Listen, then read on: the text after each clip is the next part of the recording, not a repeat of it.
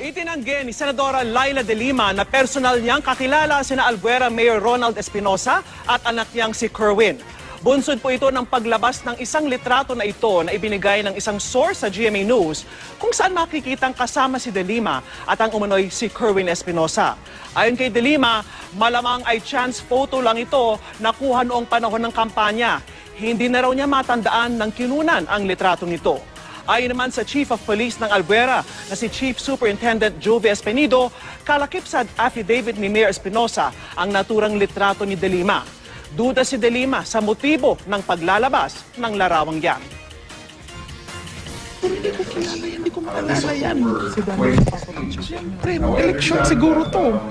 Nung campaign. I'm trying to remember itong baro ko kung kailan ito. Sino ito? Asawa? Opo.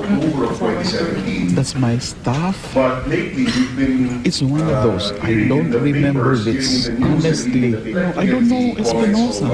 Even the Yeah, even the father. It's just one of those. Pero siguro. This might possibly still change. Galing talaga nila. Naghahanap. Kakalkal sila ng mga. I'm trying to remember itong setting kung saan Thank you, ito. Mr. President. I thank the gentleman for Magpa-picture lang those yan. kind words. And, One of those. But there were, hindi yan yung something like an arranged meeting or what. Chance lang siguro yan kung Baguio. During the campaign period, chance lang ito. And then, yan, staff ko yan. Umiikot lang siguro kami at lumapit yan. Hinimok ni Presidential Legal Counsel Attorney Salvador Panelo ang dating driver ni Senadora Leila de Lima na magbigay ng testimonya kaugnay ng mga alegasyon laban sa senadora. Sabi ni Panelo, hindi layon ng pamahalaan na siraan ang senadora. May ebidensya at testigo raw talaga laban kay de Lima. May buwelta naman ang senadora sa pahayag ni Pangulong Duterte kahapon na dapat na siyang magbitiw sa pwesto. Sabi ng senadora, senyales ng kahinaan at pag-amin ng kasalanan ang pagbibitiw sa pwesto. Giit niya, hindi siya mahina at wala siyang dahilan para magbitiw. Resignation at this point will be an admission of guilt and a sign of weakness. And I'm neither weak nor guilty. Samantala, muli namang nanawagan si Albuera Leyte Mayor Rolando Espinosa sa kanyang anak na si Kerwin na sumuko na sa mga otoridad. Sa kanyang pagharap sa media kanina, emosyonal na nanawagan ng alkalde sa kanyang anak. Bilang isang ama, nag-aalala raw siya para kay Kerwin. Muli rin niyang pinabulaan ng may kinalaman siya sa mga iligal na gawain ng kanyang anak. Bukod kay Kerwin, nanawagan din siya sa iba pang kasama ng anak na sumuko na rin. Ko din po ay nanawagan din sa mga kasama niya na si Max Mero, Galo Bubares, si Tony Pet, Saldivar, at si Dinan Rondina na surrender mo dire sa Albuera. Mag-surrender na siya dito dahil kahit ako po ay alam naman po ng buong mundo siguro na ako ay ama at ako ay bilang ama po ay sa totoo lang po ako po ay walang kinalaman sa lahat ng kagagawa niya. Naghahanda na ang mga kaanak na mag-asawang Melvin at Miriam Odicta para sa kanilang burol. Si Melvin Odicta ay tinuturong drug lord umano sa Western Visayas na pinatay ilang araw matapos siyang umarap sa Camp Crame para linisin umano ang kanyang pangalan.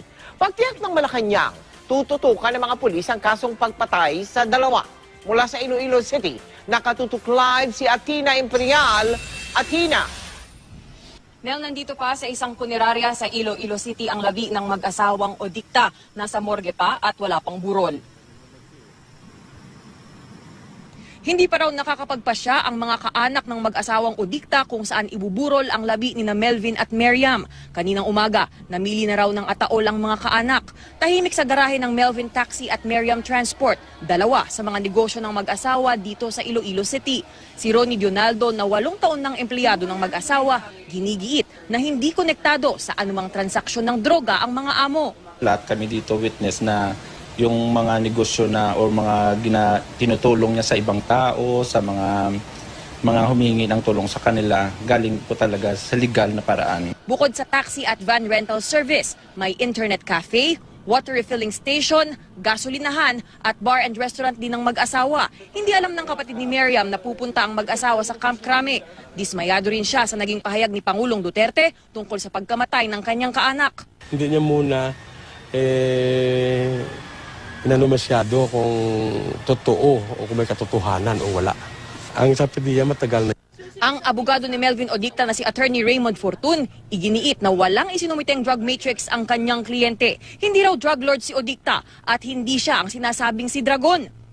Tiniyak naman ni Presidential Spokesperson Ernesto Abella na tinututukan ng pulisya ang kaso ng pagkamatay ng mag-asawa.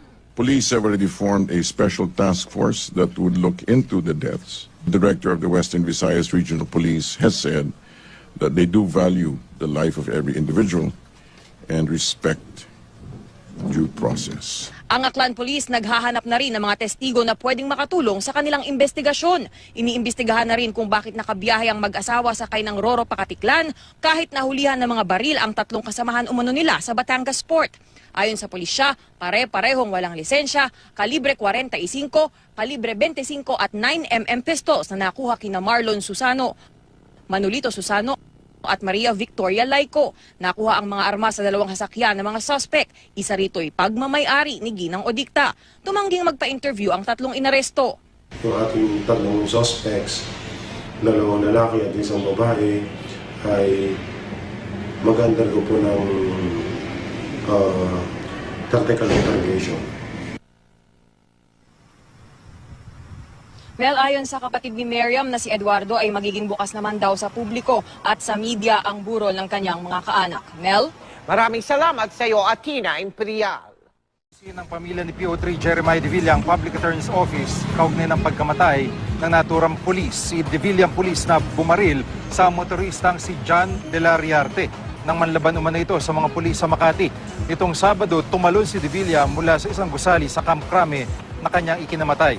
Sa payag ng pamilya De Villa na binasa ng kanila abogado, ang paulit-ulit umanong paninira ng PAO kay PO3 De Villa sa harap ng media ang labis umanong nagpasama sa loob ng pulis. Handa raw si De Villa sa legal na proseso para sa reklamo, pero hindi raw ito nakapaganda saan nila naging public persecution. Sa preliminary investigation, hiniling ng kampo ni De Villa na ibasura ang reklamo laban sa kanya dahil patay na ang naturang pulis. Ipinababasura rin ang reklamo laban sa kanyang kasamang si PO2 John G. Manonog dahil wala naman daw patunay na nagkutsabahan itong dalawa sa pagpatay kay De La Riarte. Itinanggi naman ni PAO Chief Attorney Persida Acosta ang naipinahiya nila si De Villa. Tanging katotohanan lang daw ang kanilang basihan kabilang na ang resulta ng investigasyon ng NBI at dumipensa rin ang kapatid ni De La Riarte na si Robert at sinabing ginagawa lang ng PAO ang trabaho nito. Kasado na po sa pagbabalik sa boxing ni Senador Manny Pacquiao. Sa Nobyembre po yan. Pero may ilang mga mababago kumpara sa mga dating laban ni Pacman. Yan ang tinutukan ni Gino Trinidad. Bibiyahe tungo ng Los Angeles si Senador Pacquiao sa susunod na linggo upang dumalo sa press conference nila ng Mexican-American na si Jesse Vargas. Pero malungkot na isipin na tinalikuran na ng major television network na HBO ang Pacquiao versus Vargas fight. Bagay na nanggaling mismo sa CEO ng Top Rank Promotions na si Bob Arum sa panayam ng Ring Magazine. Ayon pa sa panayam, hanggang sa mga oras na ito, naghahanap pa raw ng alternatibong media outlet ng Top Rank para mapagkunan ng gastusin sa kanyang palabas sa Nobyembre. Ang venue ng fight, hindi na rin sa nakasanayan ng MGM Grand kung saan ginanap ang marami sa big ticket fights ni Pacquiao. Sa panayam ng GMA News noong Hulyo kay Arum, sinabi niyang sa Thomas and Mack Center ng University of Nevada, Las Vegas nagaganapin ang fight card sa Nobyembre 5. Ayon sa ulat ng Los Angeles Times, may scheduling conflict daw sa MGM Grand. Pero iba ang tingin ng ilang boxing analyst sa nangyayari. Ayon kay Sam Cooper ng BoxingBuzz.com, matamlay ang pagtanggap ng mga nasa Amerika sa comeback fight ni Senador Pacquiao sapagkat wala naman daw karang pinili nitong kalaban na si Vargas na tinalo pa ni Timothy Bradley na halos pinaglaruan lamang ni Pacquiao sa kanilang tinaguriang trilogy. May tuturing na isa lamang itong activity fight habang naghihintay ng isang malaking paycheck si Pacquiao sa isang taon. Ang kanyang ibinagdarasal na rematch nila ni Floyd Mayweather Jr. na kamakailan lamang ay nagsabing siya ay mananatiling retirado at maggagabay na lamang sa umuusbong na karir ng kanyang mga boksingero sa ilalim ng The Money Team. Nakausap ng GMA News kanina si Senador Pacquiao. Alam mo, dyan ako tumanda, lumaki sa boxing. Siyempre, yan ang hilig ko. Kumikita ako ng pera pero kasama na rin yan. Hindi naman pwedeng hindi ka bigyan ng premyo. Chino Trinidad Akututok, 24 oras. Ng pamilya ni PO3 Jeremiah De Villa ang Public Attorney's Office kaugnay ng pagkamatay ng naturang pulis. Si De Villa ang pulis na bumaril sa motoristang si John De La Riarte nang manlaban umano ito sa mga pulis sa Makati. Nitong Sabado, tumalon si De Villa mula sa isang gusali sa Camp Crame na kanyang ikinamatay. Sa payag ng pamilya De Villa na binasa ng kanila abogado, ang paulit-ulit umanong paninira ng PAO kay PO3 De Villa sa harap ng media ang labis umanong nagpasama sa loob ng pulis.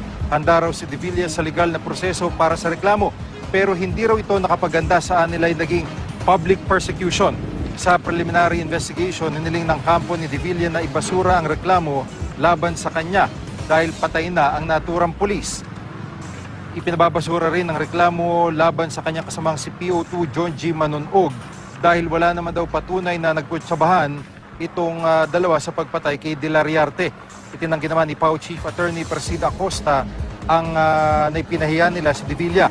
Tanging katotohanan lang daw ang kanilang basihan kabilang na ang resulta ng investigasyon ng NBI at dumipensa rin ang kapatid ni De La Riarte na si Robert at sinabing ginagawa lang ng PAO